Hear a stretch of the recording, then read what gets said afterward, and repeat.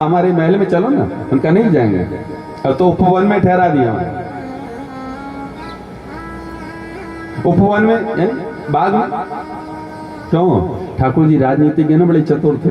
बोले मथुरा में आए हैं, कोई भरोसा नहीं, कहीं महल में रहे चार तरफ से घेर लिया तो। अरे बाग में है तो भाग तो सकते हैं, और इसलिए खुले में रहे हैं, नई जगह है, सावधान। सवेरा हुआ, मेरे गोविंद ने नंद बाबा से कहा, बाबा अगर आपकी आज्ञा हो तो मथुरापुरी को देखिए।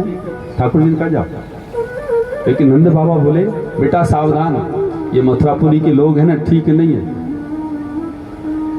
मेरे गोविंद ने कहा, बाबा आप चिंता मत करो, आप तो जानो ना कि मैं तो उदम कर वो जानू ही ना हूं। और नंद बाबा बोले थे, बोले हाँ लाला तू तो बहुत सीधा, लेकिन कहा करें मथुरापुरी के जो लोग हैं ना, ये तो सीधे ना है। गोविंद ने कहा नहीं बाबा आप चिंता मत करो, मैं दर्शन करके आ जाऊं। अब तो चले संग में ग्वाल बाग। अब जैसे मथुरापुरी के समीप पहुंचे, यमुना नदी किनारे एक रजक वस्त्रों को साफ कर रहा था, और गोविंद की तो मोहिनी ऐसी, जाकर के कहा मामा जी राम राम। और जैसे उस रजक ने मुड़ करके देखा तो गोविंद को देखते ही निहाल हो गए। विचार कर लगा ये बालक कहां से आए, कौन है? पूछ लिया, भैया कौन हो तुम, कहां से आए हो? तो मेरे गोविंद ने 2 बार कहा, मामा जी मैं तो वृंदावन से आया हूं, नंद को लाला हूं, और मामा कंस मिलवे आया। उस रजक के विचार बदल गए। रजक सोचने का ये तो वही बालक है जिसको कंस ने मारने के लिए बुलाया है, अगर इस बालक को मैं मार दूं तो मुझे बहुत सा धन मिलेगा। और अब तो जैसे ही ठाकुर जी के सामने आकर के चेष्टा करने लगा, गोविंद को क्रोध आया और एक मुष्टिका का प्रहार किया, रजक के प्राण पखेरु उड़ गए बिना विवाद के। बलराम जी ने कहा भैया ये क्या, इतना क्रोध? अरे मैंने आज तक तुम्हारे मुख पर कभी क्रोध की रेखा तक नहीं देखी, और तुमने बिना कारण से रजक को मार दिया। मेरे गोविंद ने संभल करके कहा, भैया शायद तुम भूल गए, लेकिन मुझे याद है। अरे वही रजक है, वही धोबी है जिसने तुम्हारी भाभी माँ को बिना कारण कलंक लगाया, लेकिन उस समय राम था ना, इसलिए कुछ कह नहीं पाया। और आज जब अपने सामने देखा तो अपने आप को रोक नहीं पाया। और याद रखो, कर्म चाहे कभी के भी हो, चाहे युग बदल जाएं, लेकिन कर्म पीछा नहीं छोड़ते, वो आपको भोगने ही पड़ेंगे। ग्वाल बाल बोले लाला अब यहाँ दर्शन करके आए तो कपड़ा तो ढंग के ही ना, हम तो गए चरावे आए। और पहले कपड़ों का ढेर नहीं होता था, केवल गिने चुने एक आध जोड़ी कपड़े होते, और अगर कपड़े ले भी आते थे ना तो सालों बाद सिलते थे, कपड़े घड़ी करके मटकी में रख देते। और वर्तमान में ये सत्य, एक सत्य बात बताऊं, कड़वी है लेकिन सत्य है, कि आजकल रसोई का खर्चा कम है, और तो चेहरे पे अपने आप चमक आने लगेगी, जरूरत नहीं पड़ेगी। लेकिन नहीं, कौन समझाए? जरा एक बात विचार करो, जो टीवी में ऐड दिखाते हैं, अगर वो फलीभूत होने लग जाए तो बाबा रामदेव कहते हैं, बोले अगर फेयर एंड लवली लगाने से अगर भैंस गोरी हो जाए तो हम मान जाए। लेकिन लोग नहीं मानते,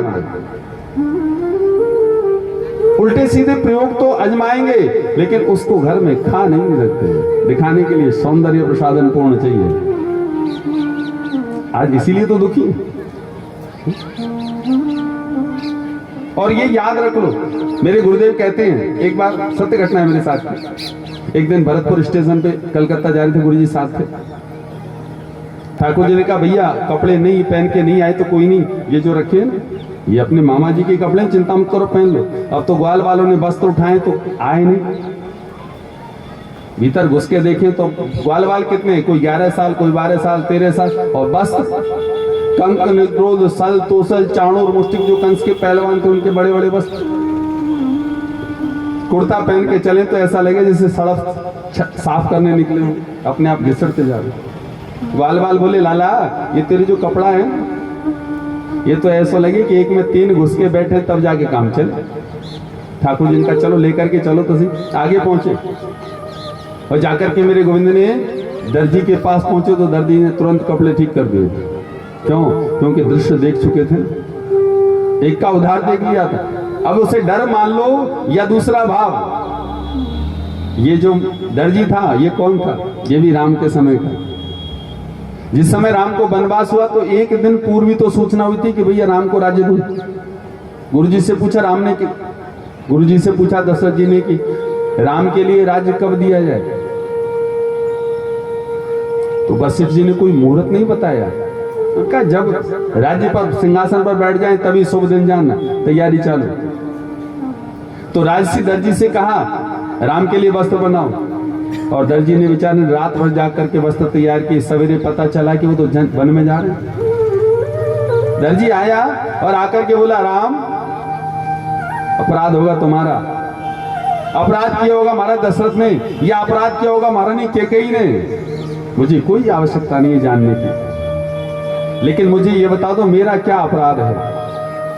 अरे मैंने सारी रात जाकर के इन वस्त्रों का निर्माण किया है और तुम मेरे वस्त्रों को त्याग करके नहीं जा सकते।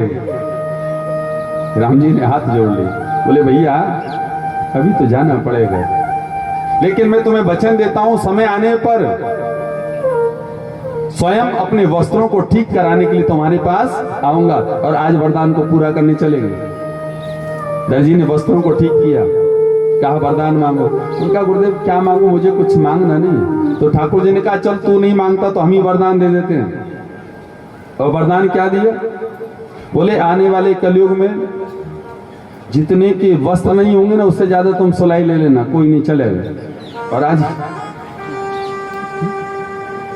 हो रहा है कि जितने के कपड़े नहीं है ना उससे ज्यादा सिलाई। आगे चले, एक माली ने मेरे गोविंद के गले में सुंदर सुंदर मालाएं पहना दी। ग्वाल बाल बोले लाला और तो सब ठीक है, वस्त्र भी बढ़िया पहन लिए, गले में माला भी डल गई, माथे पे चंदन ना है। और ब्रजवासी को माथो चंदन के बिना सूनो लगे। और ब्रजवासी का क्या, मैं तो ये कहूंगा भैया जो सनातन संस्कृति को मानने वाले हैं, जो सनातनी हैं, उनको माथे पर चंदन जरूर लगाना चाहिए। कि चंदनम च महत्पुण्यम पवित्रम पापनाशनम आपदा हरते नित्यम लक्ष्मी तिष्ठति सर्वदा। चंदन क्या करता है? चंदनम च महत्पुण्यम, विशेष पुण्यों को देने वाला है। पवित्रम पापनाशनम, पवित्र आपको पवित्र करने वाला है और पापों को दूर करने वाला है। क्यों? जरा लौकिक व्यवहार में देखें कि आप डेली माथे पर चंदन लगाते हो तो बुरे काम करने से थोड़ा सा तो डर आएगा। लोग क्या कहेंगे, अरे महाराज माथे पे चंदन लगा रखा है लोग। चाहे आप लोकापवाद के वैसे ही बचे, लेकिन बुराइयों से बचोगे या नहीं बचोगे? और आपदाओं को दूर, बुराइयों से बच जाओ। कोई माथे पे अरे यार इन सभी, अरे ठीक है भैया तुम जाओ। कई बार होता है, अरे देखो पंडित जी हैं बाबा, जान दो जान। कोई 1-8% लोग हैं जो सामने आते, अरे बोले महाराज आप तो जाओ। चंदन से विपत्तियां भी दूर हो जाती है, और जब आप बुराइयों से दूर रहोगे तो निश्चित है कि आपके घर में लक्ष्मी का वास हो ही जाना है। लक्ष्मी तिष्ठति सर्वदा। इसलिए अपने बच्चों में अपने माथे पर स्वयं भी तिलक लगाओ और बच्चों के माथे पर भी तिलक लगाना चाहिए। और इसका दूसरा सिद्धांत, जो हमारे मृत्यु के मध्य में जहां देवियां बिंदी लगाती हैं, ये है ध्यान का केंद्र। और देवियां जो माथे पर बिंदी लगाती है उससे कम उनका मस्तिष्क नियंत्रित रहता है। और यही स्वरूप पुरुष को भी अपने माथे पर धारण करना चाहिए। लेकिन देवियां तो निभा लेती हैं, लेकिन ये देवा नहीं मानते। देवियां तो फिर भी अपने श्रृंगार को पूरा कर लेती हैं, लेकिन नहीं चाहते। तो एक कुब्जा नाम की सैरेंद्री, जिसका नाम, हाथ में चंदन लेकर के चली जा रही। मेरे गोविंद ने पूछा, देवी तुम कौन हो? तो उस कुब्जा ने कहा कि दाशामहं सुंदर कंस सम्मता त्रिवक्र नाम हनुलेप कर्मणि। हे गोविंद, मैं कंस की दासी हूं और मेरे हाथ का चंदन कंस को बहुत प्रिय लगता है। गोविंद ने कहा, देवी केवल कंस को ही चंदन लगाती हो, हमें भी लगाओगे? कुब्जा आगे बढ़ी और उनका आपको तो आपको भी लगा दो। ठाकुर जी ने कहा, हम यही तो चाहते हैं। और कुब्जा क्यों प्रसन्न कि ठाकुर जी ने क्या कहा था? हे सुंदर मुख वाली, कुबड़ी नहीं कहा, जो 3 जगह से टेढ़ी मेढ़ी थी, दोस्त को नहीं देखा। ठाकुर जी ने उसके सुंदर मुख को देख करके कहा, देवी तुम कौन हो? तो उस कुब्जा ने कहा, मैं कंस की दासी हूं, आपके माथे पर चंदन लगा दूं। कुब्जा ने आगे बढ़कर के तिलक लगाया, मानो मेरे गोविंद के विजय श्री का तिलक कर दिया हो। ग्वाल वालों ने तिलक लगा लिया, अब जितना कटोरी में चंदन था सब शांत। ठाकुर जी आगे बढ़ने लगे तो ग्वाल वाल बोले, लाला अरे यहाँ को चंदन तो हमने लगा लिया है, कछु दे तो दे।